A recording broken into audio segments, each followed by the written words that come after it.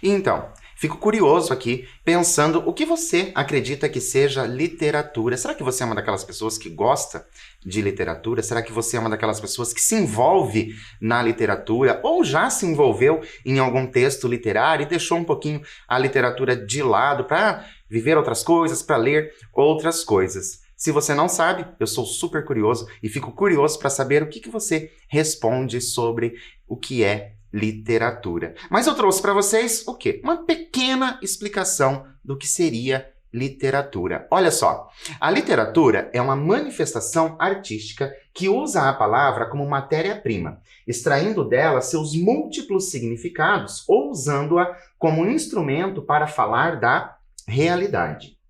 A literatura utiliza a língua como um instrumento de comunicação e interação. Não está alheia ao seu papel social, sendo, pois, uma manifestação artística indispensável para a difusão da cultura e para a democratização do conhecimento.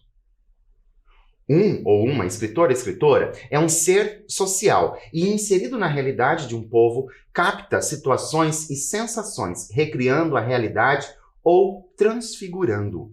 Nesse momento, chamo a atenção de vocês para a gente conversar um pouquinho sobre o que é essa literatura. Por quê? Porque nessas aulas de literatura nós vamos trabalhar especificamente com textos literários. Esses textos literários são os mais diversificados. Pode ser o do gênero conto, pode ser uma crônica, pode ser um poema.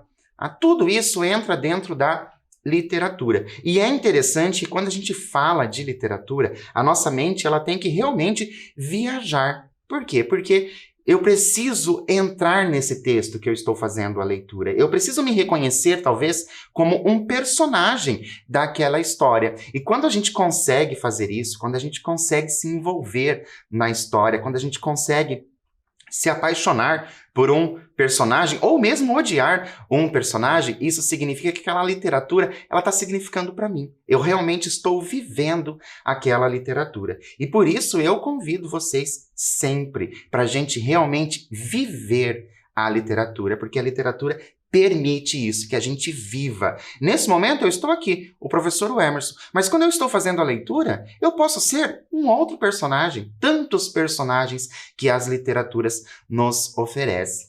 Então, é interessante a gente já ir pensando sobre essa importância da literatura na nossa vida. E a literatura, ela está aí realmente para nos mostrar uma realidade ou mesmo para nos tirar da realidade e fazer com que a gente viaje. E vocês já perceberam que eu falo bastante, né? Mas isso vocês vão se acostumando e a gente vai continuar com a nossa conversa, só que agora não mais falando da literatura em si, nós vamos falar de algumas memórias. Olha só, se você pudesse solucionar um mistério, qual seria esse mistério? E quais atitudes você tomaria para solucioná-lo? Vou dar um tempinho para você pensar e eu já volto.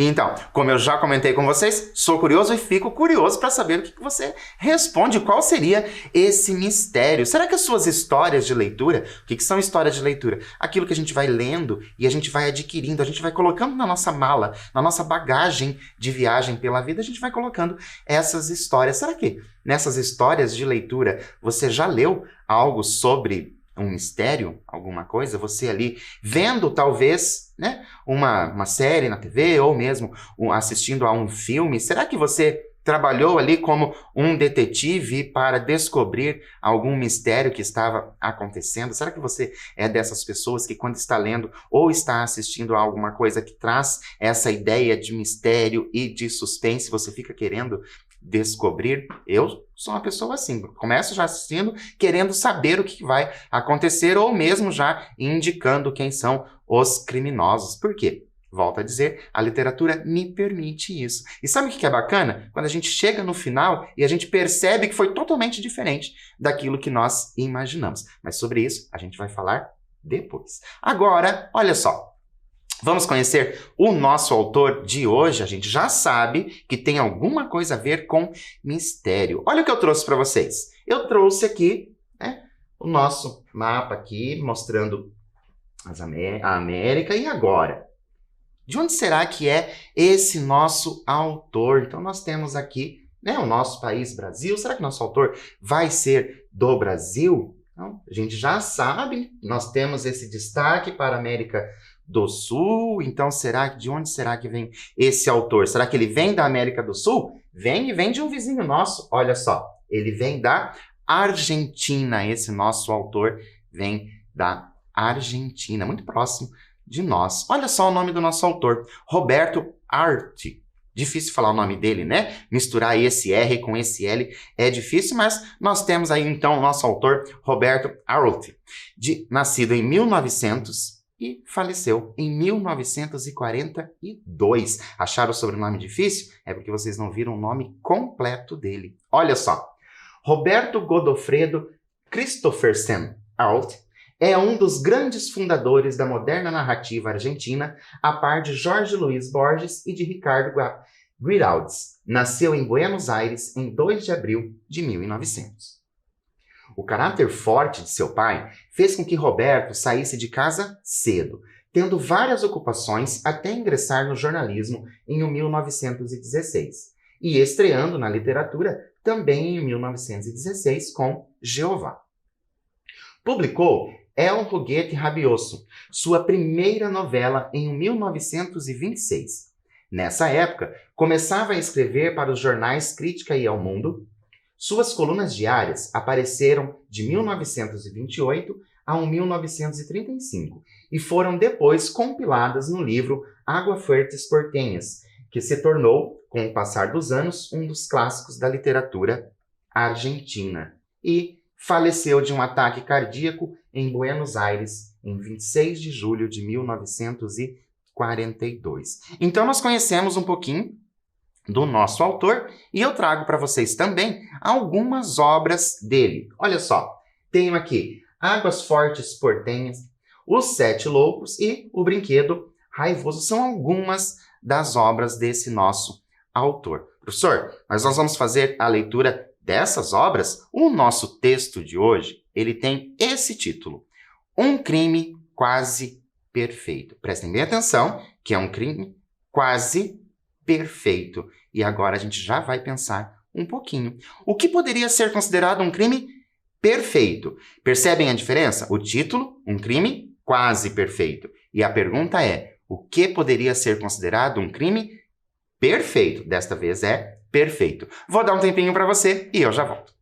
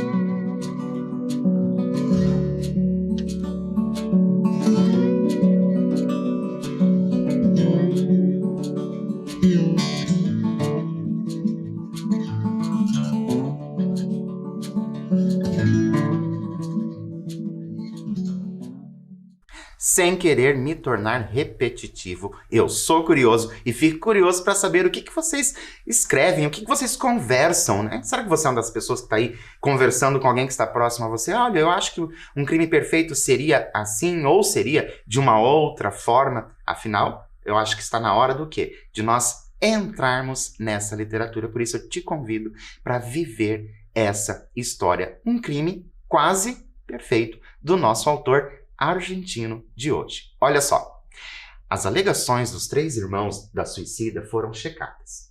Não tinham mentido. O mais velho, Juan, permanecera das 5 da tarde até a meia-noite. A senhora Stevens se suicidou entre 7 e 10 da noite, detido numa delegacia por sua imprudente participação num acidente de trânsito.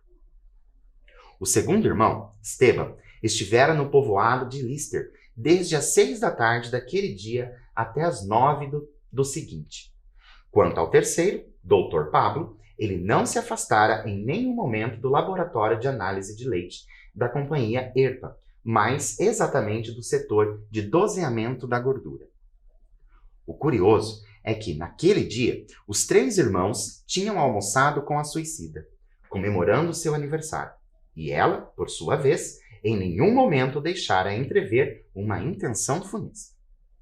Todos comemoraram alegremente, e às 2 da tarde, os homens se retiraram. Suas declarações coincidiram em tudo com as da criada que, desde muitos anos, trabalhava para a senhora Stevens. Essa mulher, que não dormia no emprego, às 7 da noite, foi para casa. A última ordem que recebeu foi a de dizer ao porteiro que trouxesse o jornal da tarde. Às 7h10, o porteiro entregou o jornal à senhora Stevens, e o que fez esta antes de matar-se pode ser presumido logicamente. Revisou os últimos lançamentos da contabilidade doméstica, pôs a livreta na mesa da copa, com os gastos do dia sublinhados. Lida, então, a nossa introdução da nossa história, a gente já sabe mais ou menos o que aconteceu. Nós temos ali a senhora Stevens, então a gente acredita que esse crime quase ali perfeito tem a ver com a morte dessa senhora Stevens e está contando ali o que aconteceu, né, antes de encontrar o corpo da nossa vítima, assim que nós vamos chamá-la. E eu tenho uma pergunta para você, já a partir da nossa introdução. Até agora, quais são as pessoas que tiveram contato com a senhora Stevens? Será que você prestou atenção na leitura? Vou dar um tempinho para você e eu já volto.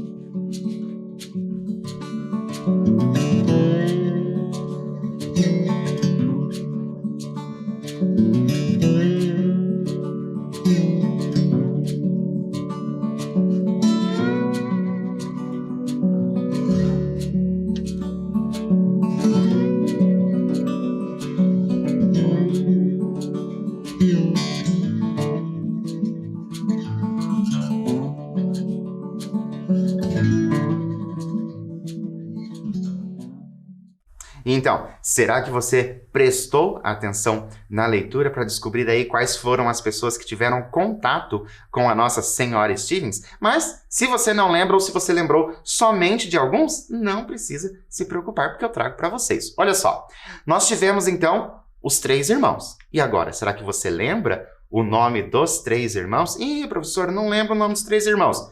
Não se preocupa não, porque eu trago também para vocês. Então, olha só quem nós temos. O Juan, o Esteban e o Pablo. Esses são os 3 irmãos. Mas alguém teve contato com a senhora Stevens ou foram esses 3 apenas que tiveram contato com ela? Não, mais pessoas tiveram contato. Olha só, a criada e mais uma pessoa. Será que você consegue lembrar? O porteiro. Então nós temos aí, ó, os 3 irmãos. Quem são esses 3 irmãos? O Juan, Esteban e Pablo. E daí mais a criada, que um detalhe importante, que não dormia no emprego, e agora o porteiro. Chama a atenção de vocês para essas nossas pessoas ali, possíveis suspeitas. Por quê? Porque como a gente está fazendo a leitura de um texto literário que envolve ali um mistério, é interessante que a gente vá prestando atenção na nossa leitura para saber se a gente não vai deixar passar absolutamente nada, para a gente ir construindo na nossa cabeça de detetive quem pode ser realmente ali o assassino, se realmente se ela foi assassinada e não ter cometido o suicídio, que o nosso detetive já mostrou ali que ele está desconfiado que não foi um suicídio. Mas vamos continuar nossa leitura para saber, afinal, o que é que está acontecendo. Olha só. Serviu-se de uísque com água e nessa mistura deixou cair aproximadamente meio grama de cianureto de potássio. Pôs-se a ler o jornal, depois bebeu o veneno e, ao sentir que ia morrer, levantou-se para logo tombar no chão atapetado. O jornal foi achado entre seus dedos contraídos. Tal foi a primeira hipótese, construída a partir de um conjunto de coisas pacificamente ordenadas no interior da residência, mas esse suicídio estava carregado de absurdos psicológicos e não queríamos aceitá-lo. No entanto, só a senhora Stevens podia ter posto o veneno no copo. O uísque da garrafa não tinha veneno. A água misturada também era pura. O veneno, claro, podia estar no fundo ou nas paredes do copo, mas esse copo tinha sido retirado da prateleira onde havia uma dúzia de outros iguais. O eventual assassino não havia de saber qual copo a senhora Stevens escolheria. De resto, o laboratório da polícia nos informou que nenhum copo tinha veneno em suas paredes. A investigação não era fácil. As primeiras provas mecânicas, como eu as chamava, sugeriram que a viúva morrera por suas próprias mãos.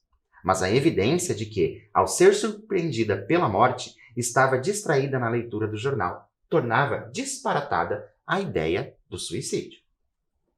Essa era a situação quando fui designado por meus superiores para continuar a investigação. A informação de nosso laboratório era categórica. Havia veneno no copo que a senhora Stevens usara, mas a água e o uísque da garrafa eram inofensivos. Faço uma pausa na nossa leitura para a gente conversar um pouquinho. Percebem como vai sendo construída essa história ali de suspense, desse crime que foi quase perfeito, que é o nosso título, como vai sendo construída? Então nós temos esse nosso detetive que não acredita na hipótese do suicídio. Ele acha, sim, que ela foi assassinada. Mas como que isso aconteceu se tudo ali mostra que não teria o veneno ali nesses envoltórios, né? No copo, na garrafa, não tem esse veneno. Como será que isso vai acontecer? Se realmente teve o veneno, mas como que esse veneno foi aparecer sem que ninguém percebesse, nem mesmo a senhora Stevens? Vamos continuar nossa leitura para ver se a gente vai descobrindo aos poucos o que é que está acontecendo. Acompanhem comigo. Se após as diligências iniciais eu tivesse concluído o inquérito optando pelo suicídio, meus superiores nada teriam objetado. Porém, Concluir o inquérito nesses termos era a confissão de um fracasso. A senhora Stevens tinha sido assassinada e havia certo indício. Onde estava o envoltório do veneno? Por mais que revistássemos a casa, não encontramos a caixa, o envelope ou o frasco do tóxico. Aquilo era eloquente. Paramos novamente a nossa leitura para a gente, ser ali um detetive, para a gente viver essa história. E eu te convido para quê? Para nós investigarmos isso aí. Olha só, o que poderia ter acontecido à senhora Stevens? Formule hipóteses para podermos conferi-las durante a leitura. Então agora, olha só, prestem bem atenção. O que vocês vão fazer? Vocês vão pensar, criar aí na mente de vocês quais são as hipóteses, o que poderia ter acontecido. Sabemos do veneno, mas o que poderia ter acontecido? Vou dar um tempinho para você usar a sua criatividade e eu já volto.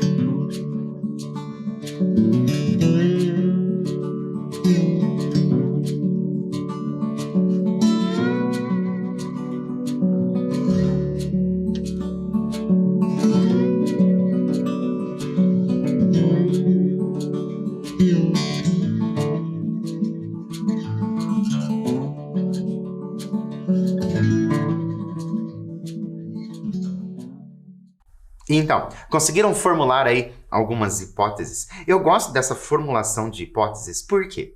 Porque isso vai ao encontro das nossas histórias de leitura, daquilo que a gente já leu, daquilo que a gente já viu na TV. Então a gente vai criando, olha, aconteceu tal coisa, em tal livro foi assim, em tal filme, em tal série foi desta outra forma, e a gente vai trazendo essas nossas histórias de leitura ali para o nosso dia a dia. Então a gente vai formulando essas hipóteses de acordo com aquilo que a gente já conhece. E o bacana de formular as hipóteses não é você acertar, não é fazer exatamente aquilo que o texto vai mostrar, mas não, você usar a criatividade, se transformando aí, nesse momento, em um escritor também. Por quê? Porque quando você não faz a mesma coisa que o texto vai trazer, é sinal de que você tem criatividade, você está usando essa criatividade e mostrando as inúmeras possibilidades que poderiam ter acontecido. Mas acredito que você também deva ter um cantinho aí de pessoa curiosa, e eu sou curioso e estou curioso para saber, afinal, o que aconteceu com a Nossa Senhora Stevens. Então, te convido novamente para a gente acompanhar a leitura. Olha só. E havia outra questão. Os irmãos da morta eram 3 malandros. Os 3, em menos de 10 anos, tinham posto fora os bens herdados dos pais, e seus atuais rendimentos não eram satisfatórios. Juan trabalhava como ajudante de um advogado especializado em divórcios. Mais de uma vez, sua conduta anterior se mostrara suspeita, dando margem à presunção de chantagem. Esteban era corretor de seguros e havia feito um seguro para sua irmã, sendo ele mesmo o beneficiário. Quanto a Pablo, era veterinário, mas tivera seu registro profissional cancelado pela justiça após ser condenado por dopar cavalos. Para não morrer de fome, empregara-se na indústria leiteira, no setor de análises. Assim eram os irmãos. Pauso novamente a nossa leitura agora, porque agora a gente já conhece um pouquinho ali desses irmãos. E vimos que os 3 irmãos, eles não estão numa situação muito boa. Será que um desses irmãos, ou os 3 irmãos, são os responsáveis pela morte da senhora Stevens? Nós vimos ali que nós temos um que tem ali até um seguro de vida e ele vai ser beneficiário. Será que isso vai ser possível? Matar ali a própria irmã? Mas vamos continuar a nossa história, porque, ao que tudo parece, o nosso detetive, ele está mais preocupado com os irmãos do que com a criada e o porteiro. né? A gente traz aqui falando bastante dos irmãos, inclusive trazendo essa vida dos irmãos. Vamos continuar nossa leitura para ver o que mais a gente consegue descobrir. Olha só. Já a senhora Stevens tinha enviuvado 3 vezes. No dia de seu suicídio, estava completando 68 anos, mas era uma mulher extraordinariamente conservada, corpulenta, forte, enérgica, de cabelos viçosos e tinha condições de pretender novo casamento. Dirigia a casa com alegria e pulso firme. Adepta dos prazeres da mesa, sua despensa estava magnificamente provida de vinhos e comestíveis, e não há dúvida de que, sem aquele acidente, teria vivido 100 anos. Supor que uma mulher como ela seria capaz de suicidar-se era desconhecer a natureza humana. Sua morte beneficiaria cada um dos 3 irmãos com 230 mil pesos. Paro novamente a nossa leitura para a gente ver aí, né, essa motivação dos irmãos, que seria o recebimento desse dinheiro, 230 mil pesos para cada um. E por isso, eu já te convido novamente para a gente fazer o quê? Para a gente investigar um pouquinho mais essa história. Levando-se em consideração a hipótese de envenenamento, em que momento os suspeitos, Juan, Esteban, Pablo, a criada e o porteiro, tiveram a oportunidade para colocar o veneno no copo? Será que você está acompanhando a leitura? Vou dar um tempinho para você e eu já volto.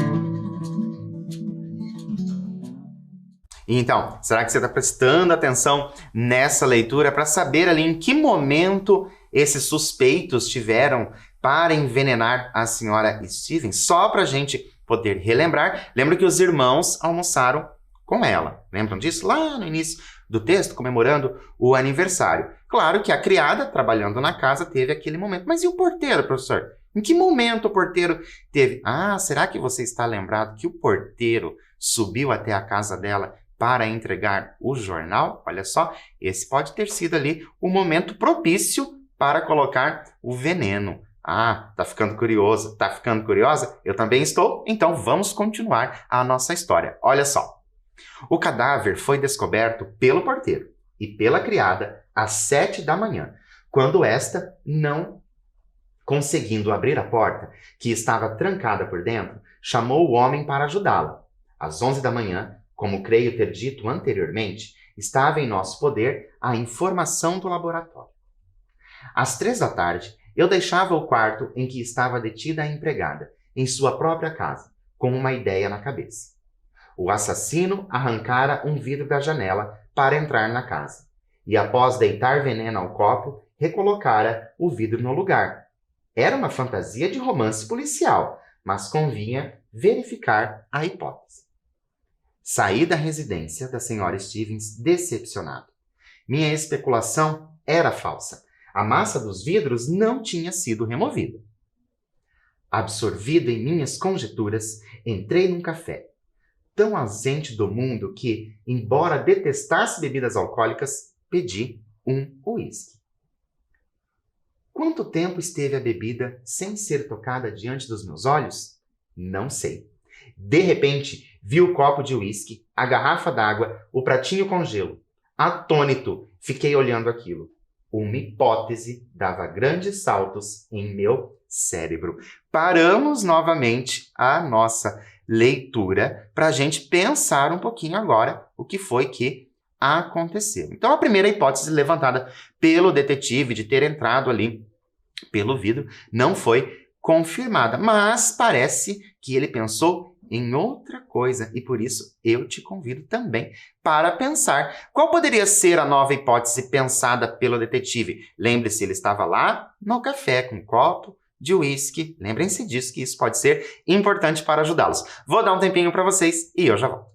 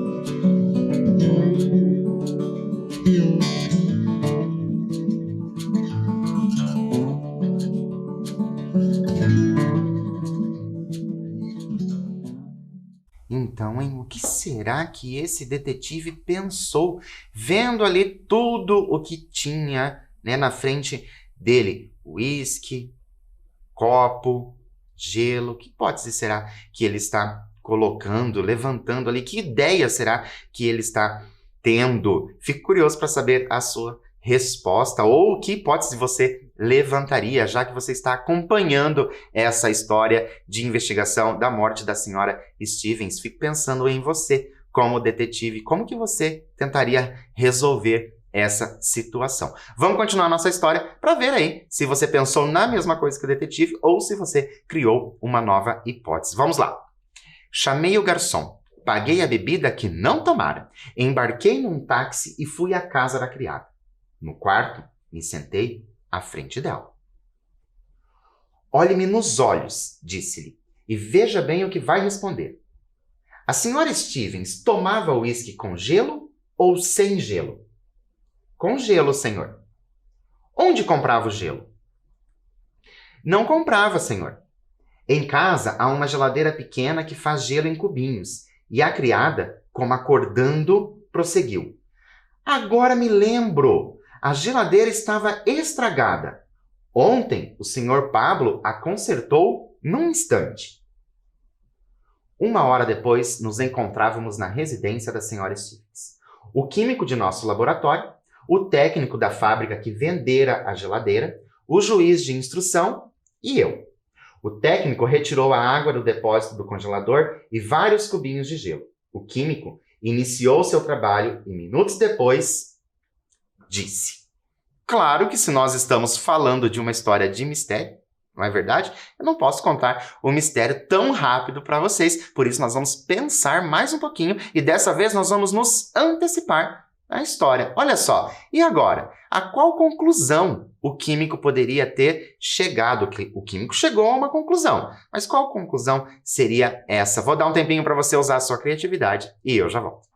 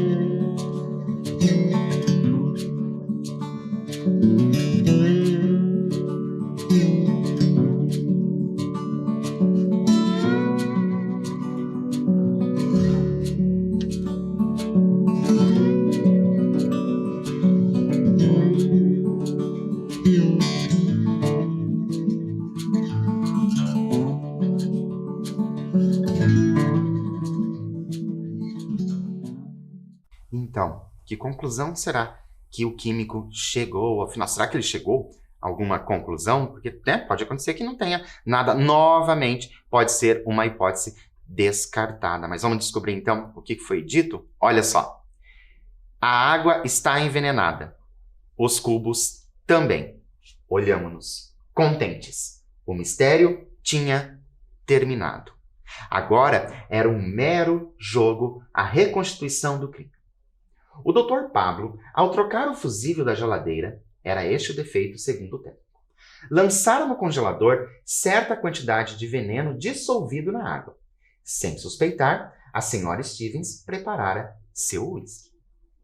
Retirara um cubinho do congelador, o que explicava o prato com gelo derretido encontrado na mesa, e o colocara no copo, sem imaginar que a morte a esperava em seu vício. Passara a ler o jornal, até que, julgando o uísque suficientemente gelado, tomara um gole. Os efeitos não tardaram. Faltava prender o veterinário. Em vão o esperamos em sua casa. Ignoravam onde estava. No laboratório da indústria leiteira, nos informaram que lá chegaria só às 10 da noite. Às 11, o juiz, meu superior, e eu nos apresentamos no laboratório da ERPA. O Dr. Pablo, quando nos viu em grupo, levantou o braço como se quisesse anatematizar nossas conclusões. E agora que nós já sabemos ali qual é o suspeito, esse irmão da senhora Stevens, o Dr. Pablo, que também tinha ali as suas motivações, receberia o dinheiro, lembram?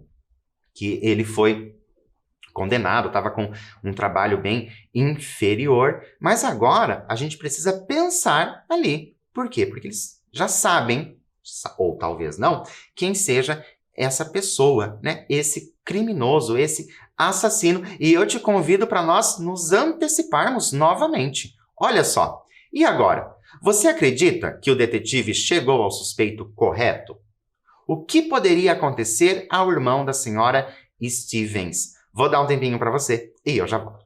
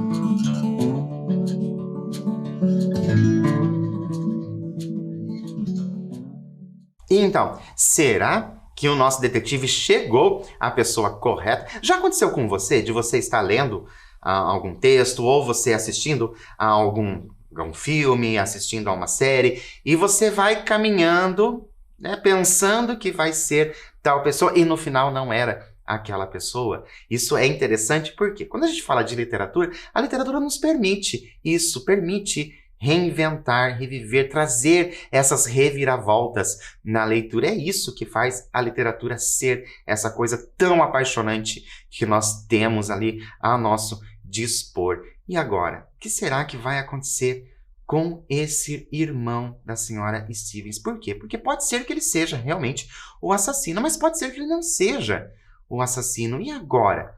O que pode acontecer com ele? Vamos conferir? Olha só. Abriu a boca e despencou ao lado de uma mesa de mármore. Um infarto o matara. Em seu armário estava o frasco do veneno.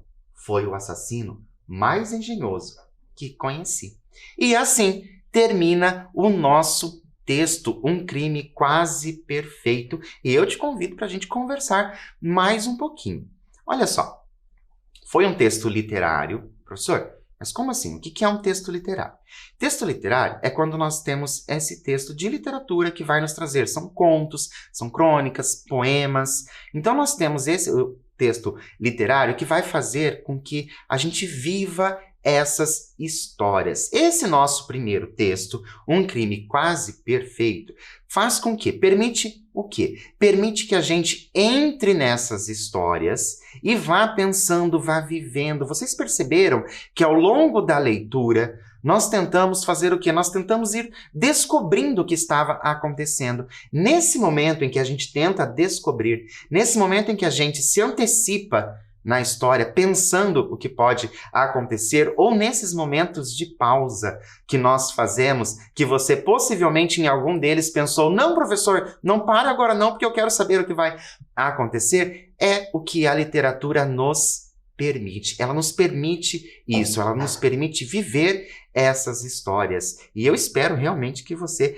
esteja vivendo as histórias que você já leu durante todo o seu percurso aí de vida. Então, esse nosso primeiro texto, Um Crime Quase Perfeito, e vocês viram que realmente, como nosso autor diz, como esse assassino foi engenhoso. E se nós não tivéssemos um detetive tão bom, talvez tinha passado por suicídio. Lembra lá no início que ele disse que se tivesse dito que era suicídio, estaria tudo ok? E agora? Então, gostou desse conto? Sim ou não? Lá no início, a gente conversou como que poderia ser esse conto. Foi assim que você o imaginou? Você tinha pensado desta forma? Gostou do final ou você criaria outro? Prestem bem atenção nessa última pergunta. Gostou do final ou você criaria outro? Eu vou dar um tempinho para você criar outro e eu já volto.